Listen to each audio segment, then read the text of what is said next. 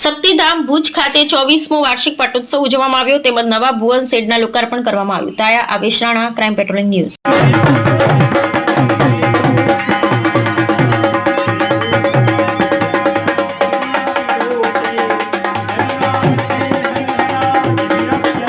કચ્છ રાજપૂત સમાજના પ્રમુખ અને રામપર વિધાનસભાના ધારાસભ્ય એવા ભાઈ શ્રી વિરેન્દ્રસિંહભાઈ, શક્તિધામના પ્રમુખ ને મારા મોટા ભાઈ એવા મેઘુબાભાઈ ઝાલા, કરણી સેનાના પ્રમુખ વીરભદ્રસિંહ, ભુજ શહેર આપણા સમાજના પ્રમુખ અમરસિંહ સોઢા, આપણા મહિલા સમાજના પ્રમુખ અને રમેશ, જે હું ઘણી વખત કહું કે તન મન અને ધનથી જે યોગદાન આપતા હોય એવા ચેતનાબા જાડેજા, પૂજ્ય માતાજીના ચરણોમાં વંદન.